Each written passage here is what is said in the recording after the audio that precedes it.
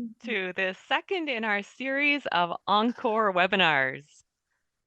These webinars are sponsored by the Schlegel UW Research Institute for Aging and Conrad Grebel University College in Waterloo, Ontario, in Canada here, and the Centre for Aging and Pastoral Studies in Canberra, Australia.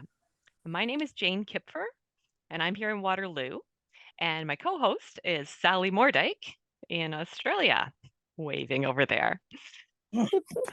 So these webinars have their origins in the 10th International Conference on Aging and Spirituality that was held last June here in Waterloo.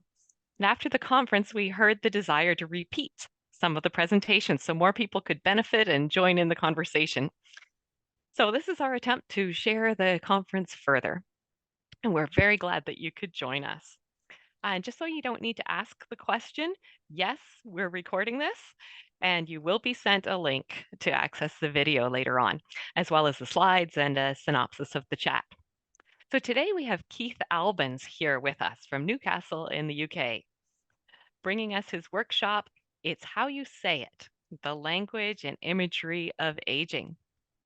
So to introduce Keith, I have his bio from the conference here in front of me, and I'm going to share it with you.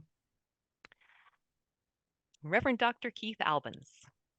After reading chemistry, believe it or not, at Oxford University and taking a PhD in chemical entomology at Southampton University, Keith trained as a minister in the Methodist Church at Manchester, taking a Bachelor of Divinity in 1984. He served in York as chaplain to Birmingham University, in Sheffield, and then ended up back in York from 2017 until retiring in 2021. And in between when he was at Sheffield and York for 16 years from 2001 to 2017, Keith was the director of chaplaincy and spirituality at Methodist Homes, where his role included working to support the spiritual needs of older people in residential and community services in collaboration with local chaplains, building relationships between MHA and local churches and faith communities, and looking to share experience and expertise with churches and community groups. As well as developing a general understanding of the spiritual aspects of aging, Keith has a particular interest in end-of-life issues and produced a training program to support staff in becoming active accompanists to older people as they embark on their final lap of life. In 2013, Keith co-edited the book God, Me, and Being Very Old, which I have right here, which explores the faith journeys of the very old and the way in which chaplains can help support them on those journeys. So welcome, Keith. Thank you in advance for bringing us this webinar that you originally led as a half-day workshop at our international conference. I'll soon turn the floor over to you. But first, just to remind everyone to please keep your microphone muted while you're listening, and we'll save some time for questions and conversation at the end. So Keith, the floor is yours. Thank you very much, Jane, and it's good to see people. I'm going to try and share my screen. I hope the technology will allow me to do it and that you can see now my presentation or the beginnings of my presentation. It's How You Say It, exploring the language and imagery of aging. As Jane has said, yes, for 16 years, I was Director of Chaplaincy and Spirituality for Methodist Homes for the Aged. When I applied for that job, I was 43. And the reaction of an awful lot of people was, why on earth do you want to work with older people? Well, I thoroughly enjoyed the 16 years that I spent doing that, and it was very much the highlight of my ministerial career. Working with the very old, as we did within MHA, I'm one of those people who has been to a 110th birthday party and thoroughly enjoyed it. And I guess when I look at the experiences I had, there was the realization that the experience of aging is changing and has changed, but the ways in which we depict old age and speak of it has sadly often been left behind. And as we all know, ageism is one of the last taboos. And it's different from all the other isms, primarily, of course, because we're talking about us rather than about them. And so it is something, very existential about our own feelings that tends to colour the ways in which we speak. And of course, if we're honest, we must recognise that older people can be the most ageist in the ways they speak of themselves. Sorry, my slides now are not going to go on, are they? Ah, there we are. I like the phrase justers and wasers, because in a way it depicts the way people tend to speak of their past lives. We know the generation, particularly the women, the older women, who will introduce themselves or speak about their whole life and sum it up as "I was just a housewife," as if somehow that says everything. There's so much more to be told. And this issue of wasers, speaks in a sense of our entire life being in the past. Here is a letter from The Guardian last spring, talking about somebody as a former armed robber. The example I often use is the difference between being a former member of parliament, but that doesn't mean that you're a former politician. I suspect most are still politicians. How we speak of who we were and who we are can reflect some of the ways in which, in our deepest levels, we are feeling. Of course, we're familiar with the older person cartoon, the classical one. And one of the delights at the conference in the summer was seeing different people's additions and updatings of this somewhat dated thing. We know that aging is changing, but as I've said before, the ways in which we speak about it and think about it aren't always changing as well. I am a wordsmith. I love words and I love playing with words, and I'm fascinated by words. I like cryptic crosswords, even if I'm not very good at them. And it was a cryptic crossword clue that, in a way, was the origin of this workshop that I led in the summer, and which we're doing in a sort of somewhat cut down form today.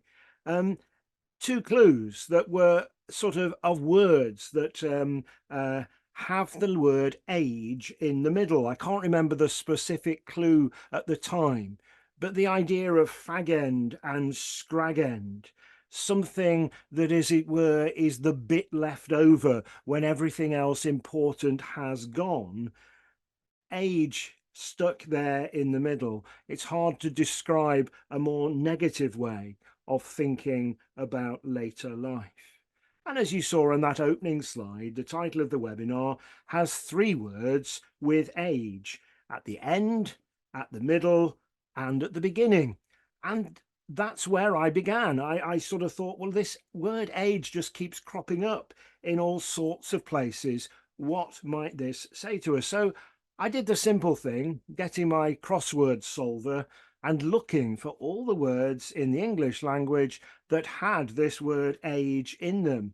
And it won't surprise you to know that there are quite a lot. I came up with a list of just over 600 words that are actually formed from 370 different word roots. They will appear before you just to indicate the bizarre range of the words. There's nothing specific about the words that I picked out in yellow and green. It's just to give you some examples of these 370 words containing those letters AGE, words which contain age.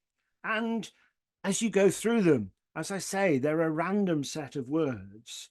But of course, going back to where I started, you recognize that there are some words that have got age at the beginning, some words that have got age at the end, and some words that have got age in the middle.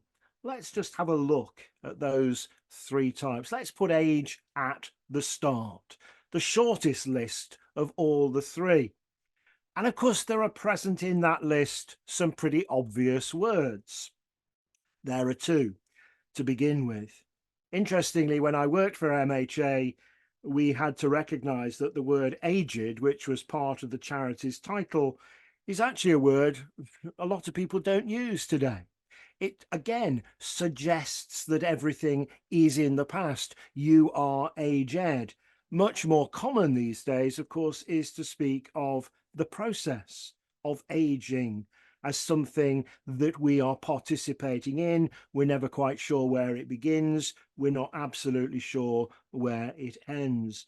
And to my transatlantic friends, of course, having the E in the middle there is absolutely vital. But those last two words are interesting: age long and ageless. If you read those words in sentences, in phrases, then you're not, generally speaking, looking at it in a negative, value-laden way.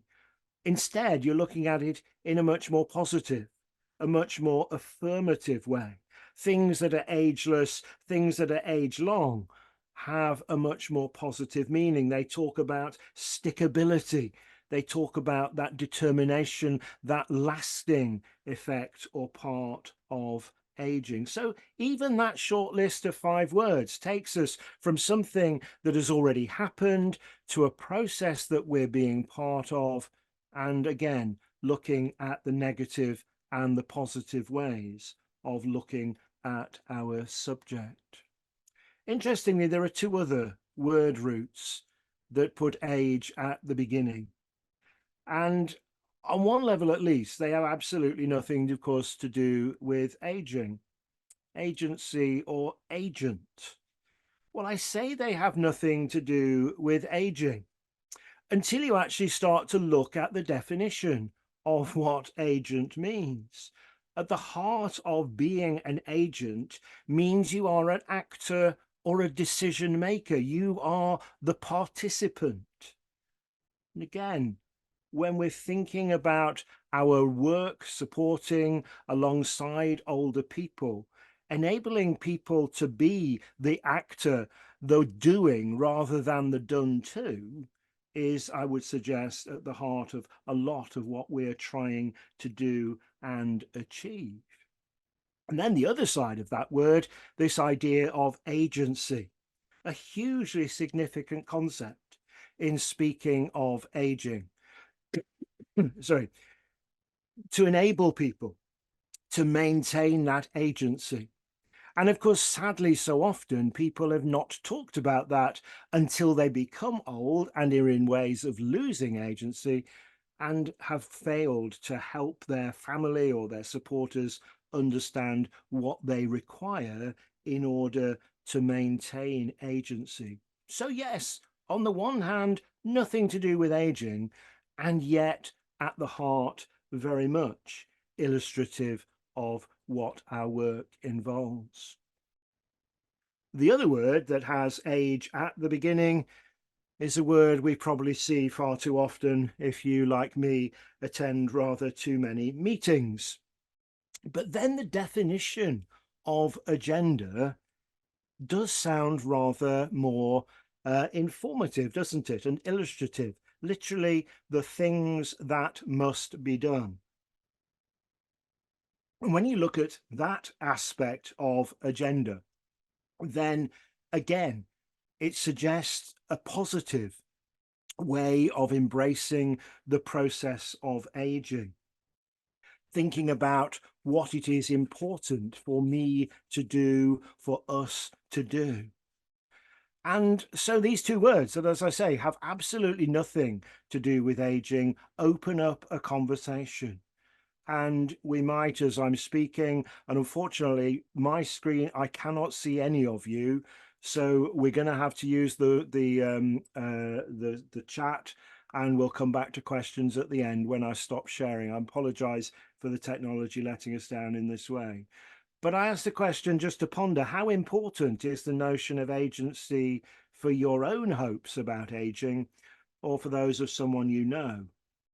And what might you put as the top items on your agenda for aging? And again, this idea of setting an agenda for our own aging is a vital correction, I would say, to the surprised by age generation. Many of today's older people never expected to live to the age they have, and so didn't do the thinking. For my generation, for younger generations, embracing aging is something that means that we can think in a wider and a more proactive way. So that's the words with age at the beginning. The longer part of the list has the words with age at the end. It accounts for the vast majority of those 370 word roots, including many of the unfamiliar ones. This suffix age has a variety of meanings. And in the English language, it's actually a word, a suffix that came over from the French language, and it has been used in a variety of meanings. And I was fascinated when you look at the different categories of words that end in age. And there are 6 different categories. So the first one to do with aggregate, and there's 3 examples. The second, a little bit linked, to do with quantity, measure, or charge, vintage and sage. The third kind of words is to do with process. Well, yes, we all know what pilgrimages are about and that process of envisaging something. The fourth category, the outcome of, as either the fact of or the physical effect. So foliage would be the result of the process of a tree bursting into leaf. The fifth category is to do with the place of living or business, a cottage or a garage. And the sixth and final one to do with social standing or relationship. And there I've put the word heritage. 6 different categories with some examples of the words that you could put in each category. And you will spot that those words are of a particular kind. And if I change those words, you see how easy it is in each of those categories to look at it in a positive way or in a negative way. There's rather a difference, isn't there, to flick back between courage, homage, and entourage, and baggage, garbage, and sewage. The same is true in all 6 meanings. So the way in which we speak these words, again, a different attitude towards the whole thing, the whole process of aging that we're talking about. If we simplify it from 6 to 3, then I think this becomes even clearer. So for aggregate and measure, I've used the word evaluation.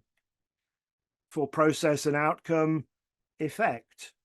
And yes, you'll see that I too was brought up on Sesame Street, place and social standing. So we have esteem. And when you start to think in those terms, then again, you see the way in which so easily we reflect how we're thinking and feeling about aging in the kinds of way we speak. Do we see it in a positive light or a negative light? The effect can be, and we all know the negative effects of aging. Some of us are struggling with our eyesight, some of us might be slowing down, whatever it is. And yet the effect, the process of outcome also has that lifetime of memories, that lifetime of things done, places been, people met, experiences shared. And esteem, again, how do we view? And when you think about the way in which aging is portrayed, for example, in the media, in the language that's used there, the images that come up when older people are involved, again, you see the different ways in which these 3 categories reflect how people are feeling about the whole process of aging. Evaluation, effect, esteem. Which brings us to the third category, and I will end fairly soon with this. And in a way, this is possibly where serendipity and all sorts of strange things start happening. But of course, these words do exist. It's where my thinking started. The fag end, the small, useless bit of a cigarette that remains after it has been smoked. Words with age in the middle. There are around 45 of them, some from the sublime to the ridiculous. And again, as with the other words I've introduced us to, most have nothing directly to do with aging. And yet, there are 12 examples of putting age in the middle. Well, of course, immediately you look at words like sexagenarian and septuagenarian, those who are 60, those who are 70, and of course that's got something to do with age. Well, that's easy, isn't it? And then you start looking at some of those other words. The word dowager generally speaks because of who a dowager is, of somebody, a woman in later life, somebody who has been a duchess, a queen, whoever, an empress, or whoever their husband was, the king, the emperor, whoever. They have since died, they have been succeeded by the next generation. The dowager held in honor or not, depending on the relationships in the family. I like the word cagey. Again, how we approach our aging, how we approach later life, dodging a little bit of a bullet here, thinking our way through.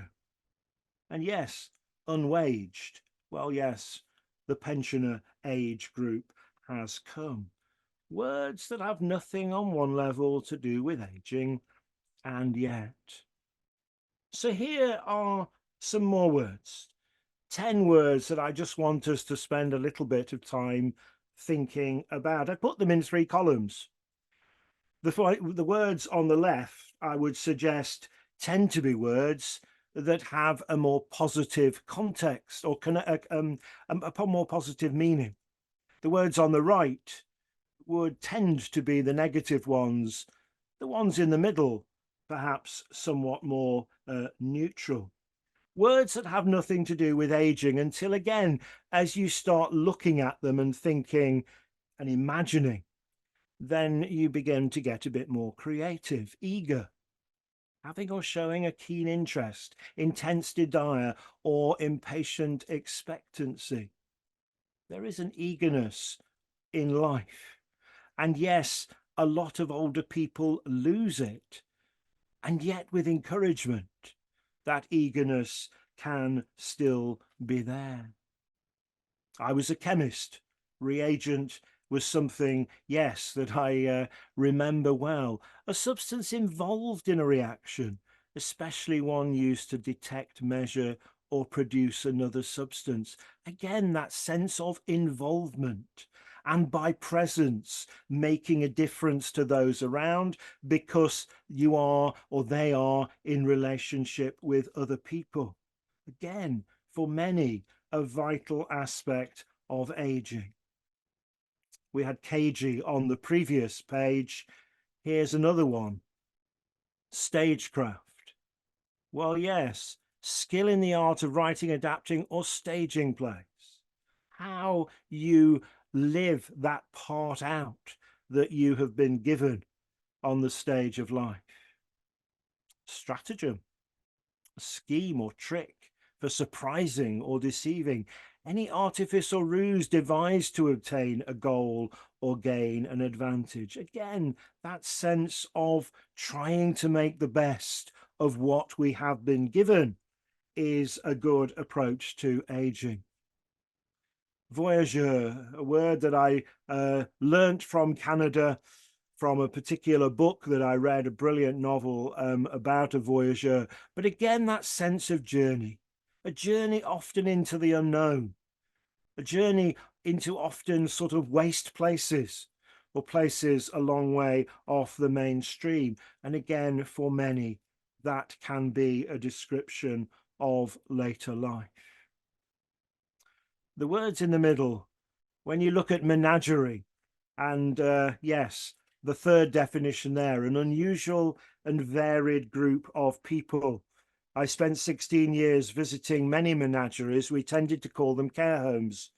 But the meaning, the idea there of what is actually there, a wonderful word just to sort of not use every day, but think about and reflect on. And outrageous. Who doesn't want to be outrageous as they live their later life, as a participant, as an actor, as somebody engaged in life? And yet, so often, people find themselves prevented. And then those three words on the right-hand side of that list. Yes, Armageddon.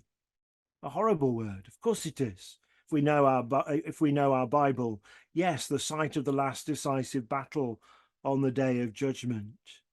And yet, that sense in aging of actually facing that last decisive battle as we live our later lives. It may not always feel like a battle, but as my mother often says to me, don't get old.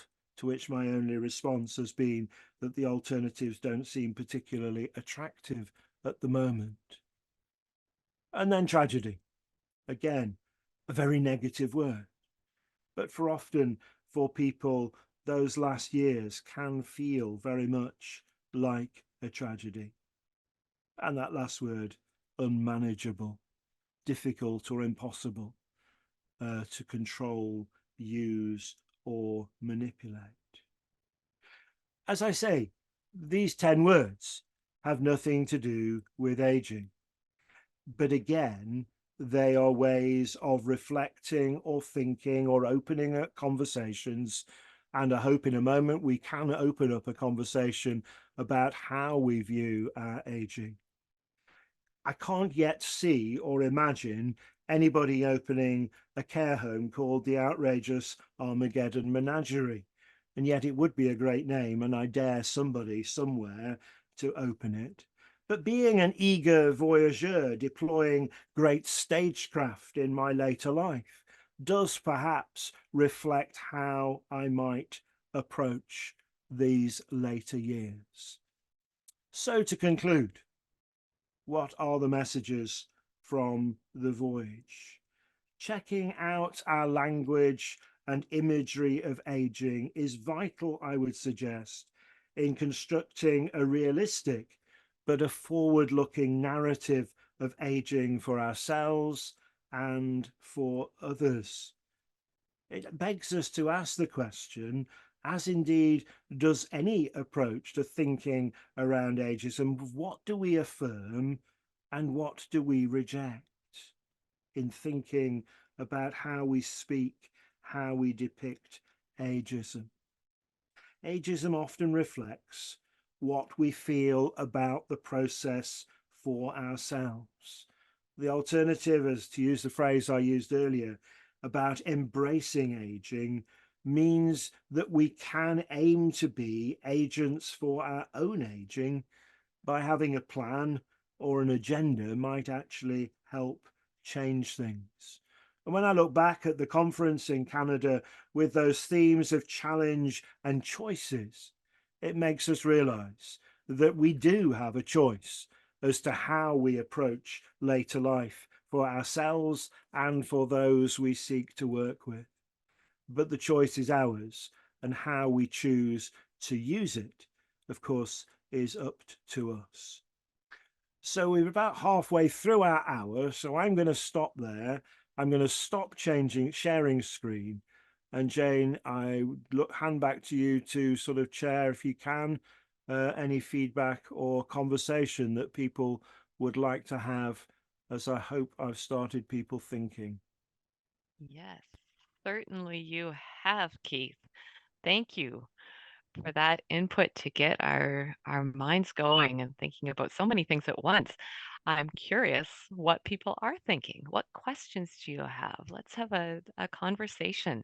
You're welcome to put up your hand. If you look to the bottom right of your screen, if it's similar to mine, there's 3 dots that say more. And if you click on there, you can click on raise hand, and that raises a hand in your box for you.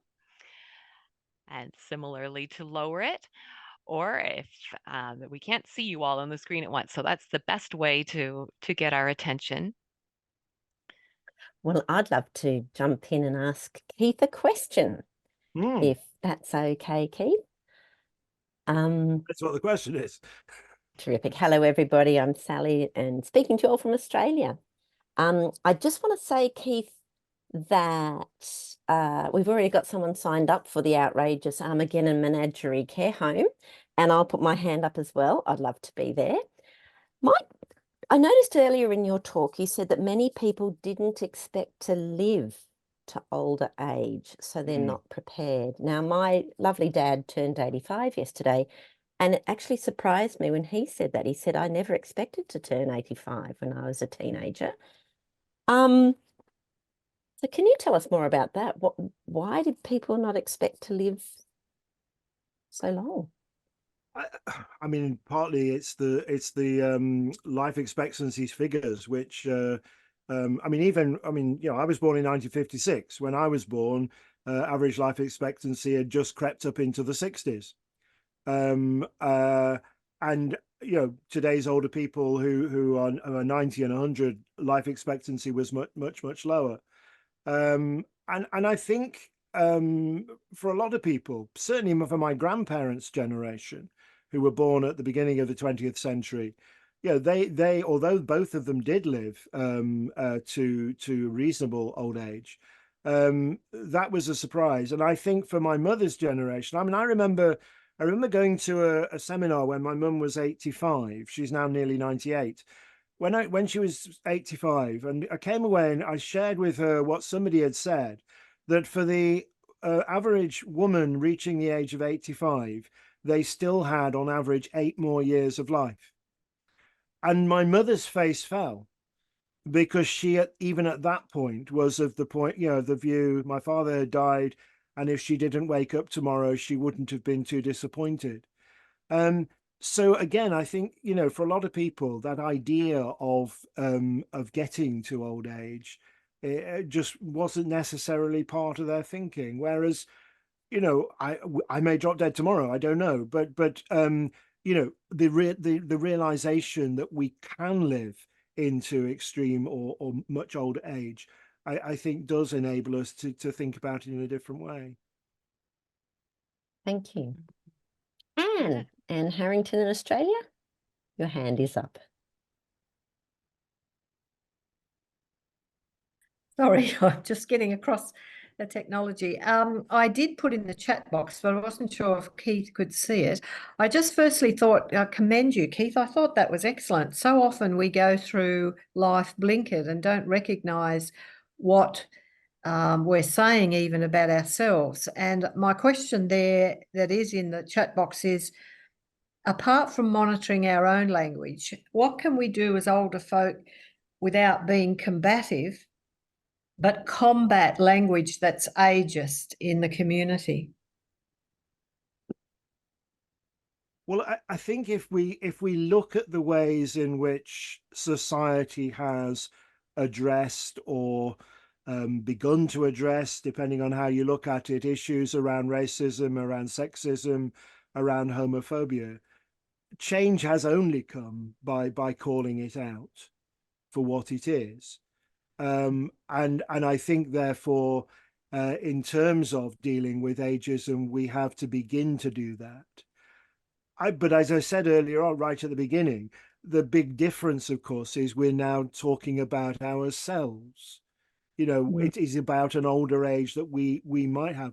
So I think we need to recognize that some ageism or ageist comment and language is actually a way of saying, I'm not there yet, if you like. So it's defining wherever I might go, I'm not there yet.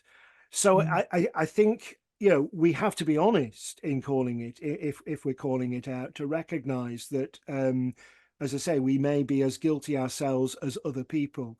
But which is why, as I say, I think talking about it is ultimately helpful in thinking about monitoring and plotting our own course through and into later life. Yeah. Thank you. Yes, thank you. Alan, unmute.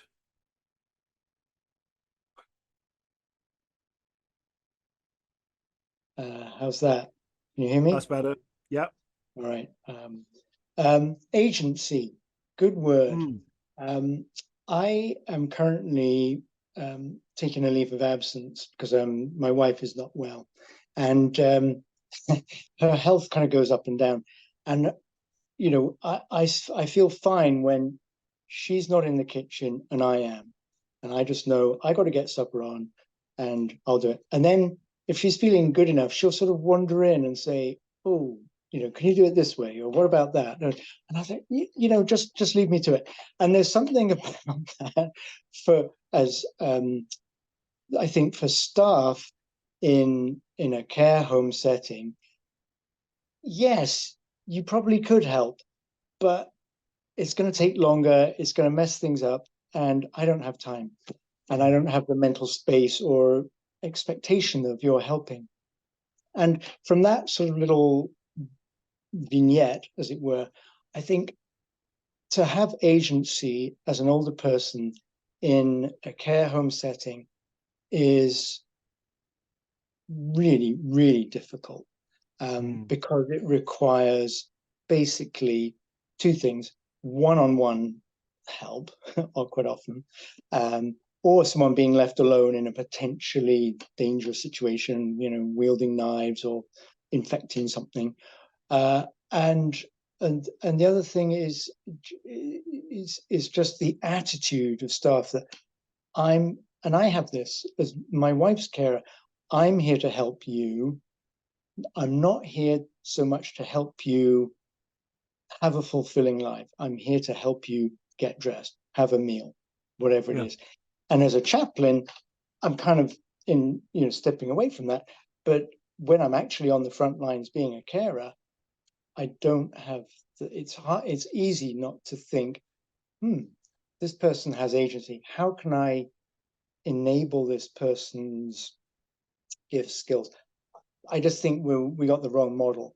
And I lived for 10 years in a L'Arche community in Toronto, and that was exactly what we were learning. It was, but their staff ratio was way, way higher, and the education of the assistants, the carers, was all about how can you help Fred, Greg, Jane be their best self. You help them step forward and you step back. And that's just a whole different ethos and way of education. Thank you. Yeah, I mean, again, you're back to whose agenda are you working to use that other word I used. I mean, one of the things that we always said in staff training is, you know, always remember you are working in their home, you know, rather than that they're living in your place of work. And again, you know, trying to help staff understand that. You're absolutely right. Of course, from time to time you do need to intervene, and for purposes of safety or time or whatever, but nonetheless, I think maintaining agency as much as you can is vital to most people's sense of who they are. Georgina. Hello, yes, Georgina Hoddle from Australia. I've recently retired as a registered nurse, and I'm about to start pastoral care studies. And I'm very grateful to Sally for putting in some references in the chat. I think we can all improve on our knowledge of this. I remember a conference recently on aging in the age of outrage. It was a similar topic, conference topic, and Elizabeth McKinlay, also in Australia, has spoken about this widely and written about it, that we need to really seriously think about how we are approaching aging and look at it positively. She calls it the final life career. And with beautiful metaphors, you know, of autumn leaves, and looks at all the positivity. It's the words we're using. And I, in fact, have done a lot of linguistic studies into teaching nurses about the language to use with their patients and in aged care. And I'm absolutely thrilled to be here today to hear you and to hear other people's comments. I have one question for the entire group. And you mentioned this right at the beginning, Keith. the importance of having that E in aged, or in aged care, or in describing. There are, of course, linguistic populations that don't have it. No. How has this affected, if they don't have that E in aged, how has that affected their understanding and the importance of all this linguistic research you have done? That's a very good question. I mean, it's funny. I'd be, and you know, the throughout the international conference's life, and it's nearly been going 25 years. It's been one of the delights that right at the beginning, the International Conference for Aging and Spirituality had the E in it, and then it was up to each individual participant as to whether or not they included it in their presentations. And it is one of those funny things, isn't it? We're left with, but you know, obviously none of what I've been saying works unless you do have the E in it. But it's an interesting thought. I don't suspect we're going to give you an answer immediately, but it is one to ponder, certainly. Yeah. Very large group, 105, may have an answer. I'm waiting. Well, if anybody wants to put an answer in, then do again, put it in the chat, because we can save that. That's really helpful. The next hand appears to belong to Priceley Francis. Ah, there we are. Hi. Hi, good evening. I'm enjoying your presentation. I find it very inspiring.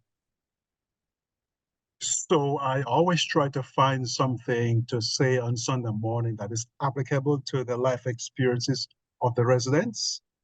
And you give me some good ideas for sermons. So thank you very much. It's okay. Thank you. Beate. Sorry, thank you, Keith, and thank you. Very interesting thoughts. You are coming from a cryptic crossword perspective, but very interesting. But look, I personally, my 92-year-old dad, who happens to look very young. He actually, when you look at him, he looks in his 70s. He's just got those sort of genes, you know. And he had a stroke a couple of years ago, and he was in hospital. It was during COVID, so things were tricky. But when he came in, because he had 90, whatever was 90 at the time on his paperwork, in terms of priorities, they looked at the number. He wasn't given medication within the 24 hours. He missed the boat, and he knows that he is in a family where there's a lot of medical information, and so anyway, he really feels the injustice. And even now, he's got dementia now and everything. He looks very young. Although he's got in his 90s. And so I was thinking just how the number discriminates you, you know, and in terms of what people's perception. And years ago, I worked for a large council in Sydney, and we were trying to develop an aging policy, and looking at that spectrum between 60 and 100, say, you know, that is such a range. And so even in the 90 range, you know, you've got some really well-aged. So we sort of tried to start, this is 20 years ago, 15 years ago. So things have developed obviously since then. But we started using the term of well-aged and frail-aged.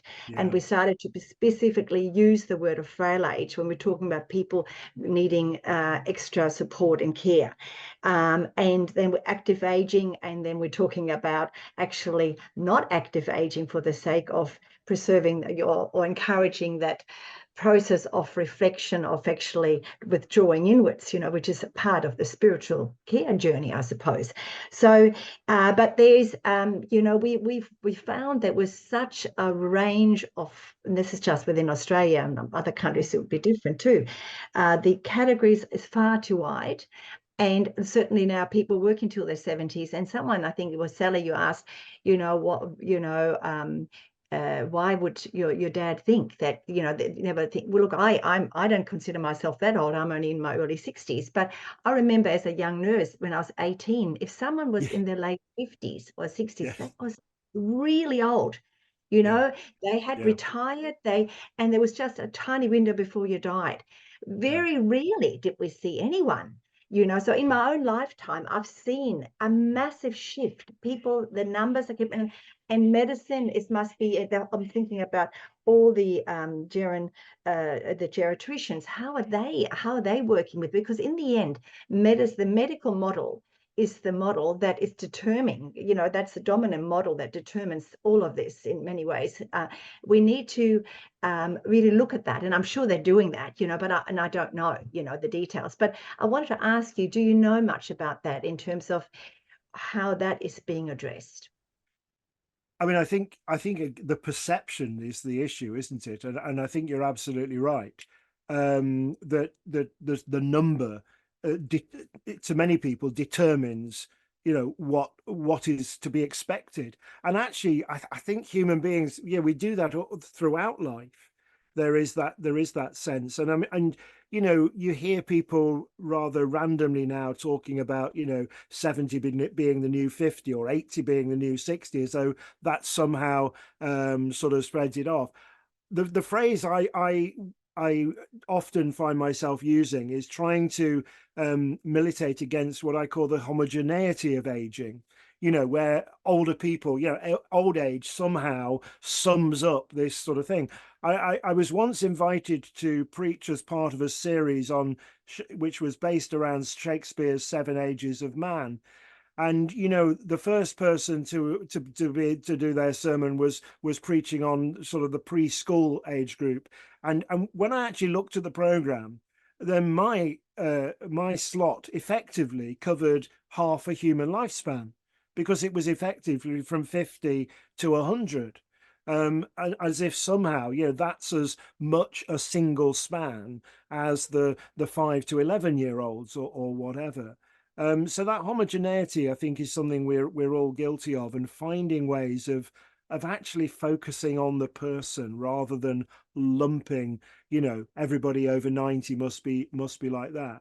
I think the other thing I would say is that, generally speaking, geriatricians would say that probably from somewhere over the age of 85, the number ceases to be an accurate predictor of well-being anyway. And so, we really shouldn't be fooled into that kind of thing. And then all the differences of life experience of what has gone on before, there's so much more. So yeah, I mean, it's a real issue. And again, I think we must always come back to the individual and what is their story and what has been their journey or their voyage that has brought them into later life. Yeah, thanks. Anita, sorry. You mean me? Yes, please. Sorry. Yes, I Yes. mispronounced your name. Yes, I'm Antje. Thank you. And I don't know if there is anybody else. I know about Beate, whose mother tongue or whose first tongue is a different one from English. Please. So, yes, I realize that. I started inspired by your way of talking and exploring language. I started to find out what about old or alt, A-L-T would be old in German. And how I could how it would be in German language, and it doesn't happen very often, actually. This is something I found out, and so I don't know if this would be a way for me, to explore. But what I thought about when people talk or express ageism in German, and they use the word alt, old, A-L-T, O-L-D. It often depends on the way they express it, or they emphasize this word, and you can usually you can figure out or notice very fast if this is meant positive or negative. Oh, this is an old guy. Oh, this is an old man. You know, it's sometimes it really depends on the way we express, or we try to get closer, or to what is it, to face a different person. You know, this is I wonder. Yeah. So Yeah, it no, depends that on the. Yes. Okay. yes, on the voice, on everything. On the Yeah, voice. no, I Thank think you. that's really, really good. You know, and I think what I was showing in English is some of those words that in a sense fit into the same category. You know, the way you use one word against the other reflects, like you were saying, as to whether that's seeing as into a positive light or a negative light. Yeah, no, I'd be fascinated, you know, to you know, to see whether you pursue that in German. Go and get a German crossword solver, and you never know where you might end up. And the same goes for other languages. But yeah, but no, thanks for that. Yeah, the Yes, way in which we I thank express you. it is important. Thank you. Thank you. I think that's all the Yes, hands I don't raised. see any more hands raised. Is there anyone else who has a comment that you'd like to make? Or Sally, was there anything in the chat that you wanted to expand on? I've been popping into the chat just key points from people, which is wonderful. Anne Marie actually raised a really interesting point that if we look at people as a span of 40 years, people from 60 to 100, and pop them into that category of old, well, that includes Anne Marie's aunt and grandparents, and the aunt is actually taking care of them. And that's a big difference in care needs and their life priorities. So just as we wouldn't compare a newborn baby with a 40-year-old, and that there are differences in that 40-year span, I suppose it's that awareness, Keith, that we all need to do that. So one thing I just wanted to pop in is it's great to have the awareness of our language use given to us. Let's see something even as simple as remembering that we can use relative words. So my family, when they use old or young, I jump in straight away and say older or younger, because everything's relative. And as Beate said, yes, when I was a teenager, someone in my age was old, but now we just say older and younger. So that's just an easy, quite simple way we could do that. I see that Susan, you've got your hand up. Susan Allison Jones, would you like to share with us? From Canada, Ontario here. Just a quick response to Mary's comment about their ideas, how we can companion older people to continue to find meaning in their lives. I'm a pastor of basically a seniors congregation, and I've been there for a number of years now. And what I have enjoyed about being in an older congregation of older people, where I don't have to think about the age groups of people, is that I can preach and specifically focus my words and our community on helping them to keep that mission alive within themselves. And I say to them several times, I say to them a lot, you're not finished until God says you're done. And I think just keeping things in front of them. My 92-year-old dad probably should not be still driving a tractor, but yet he's lucky he's on the farm with my brother, and my brother helps him get up, and he knows, I think he knows his limits well, right? And so it's trying to figure out ways to make sure that people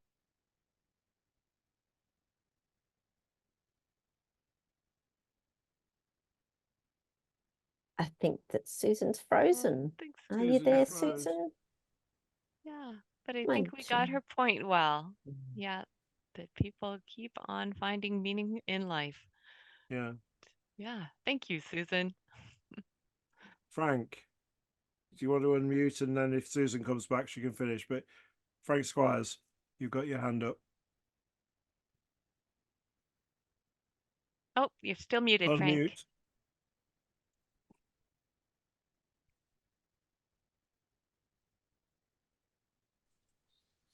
The thing I wanted to share with people is like, I'm 84 plus, and I still working in long-term care and chaplaincy. And I always thought that, or my thought about it was that I said, if you walk like an old man, people will think you're an old man. But if you walk like a young man, then people don't judge you in the same way. So that's all I wanted to say. Yeah, thank you. Yeah.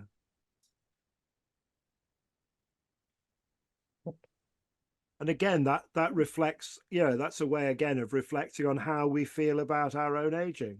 You know, and you know, as somebody in the chat, I just saw the thing about the birthday cards, and oh, there we are. Yeah, Beth. Yeah, be bolder, claim older.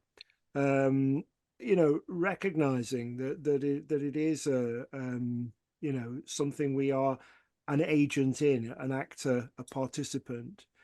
I mean, again, just going back to what Sally was saying about the 60 to 100 thing, you know, one of the things that again has changed completely over our lifetime has been the move from a 3-generation to a 4-generation society.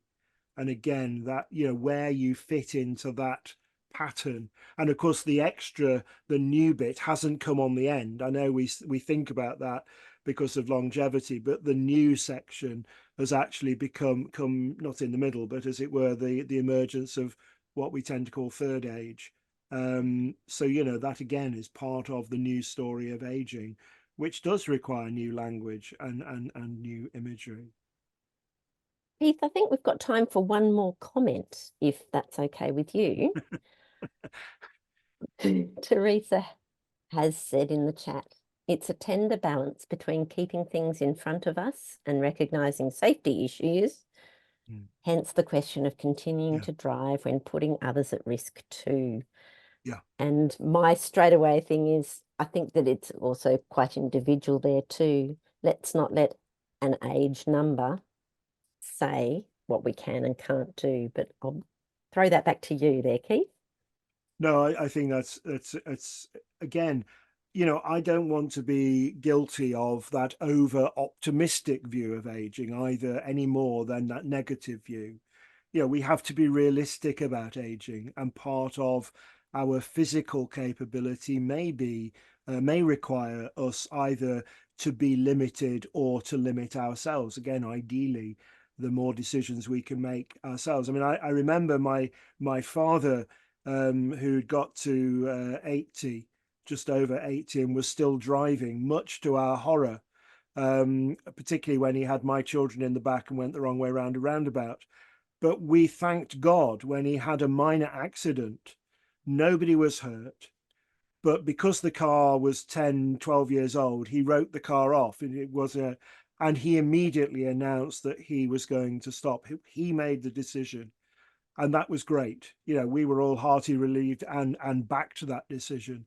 But he made the decision. It was his agency. And yeah, that is important. Yeah. Thank you, everyone. I think we have come to the end of our hour. And I especially want to say thank you to Keith for freely offering us your time and your work. So yes, nice massage. Applause around the world. Thank you. Thank you for all the comments and the conversation. It's been fascinating. Yes, it will be great to put these chat comments together as well, and we'll send those out. And Keith, if we can share your slides as well, we'd be glad to do that. I'm just going to pop up on my screen. Things about the next ones coming up. Yeah. Now I may be showing the black bar now. So next month we welcome Beate, who we heard from tonight a little bit, leading us in learning about meditation for older people, guiding mindfulness meditation groups in aged care. So if you haven't yet signed up for that, go to grable.ca/SA and you can sign up for that one. And you can see also that we have March and April and May coming up after that. I look forward to being able to spend that time with you. So thank you all very much. Go well and be blessed. Thank you.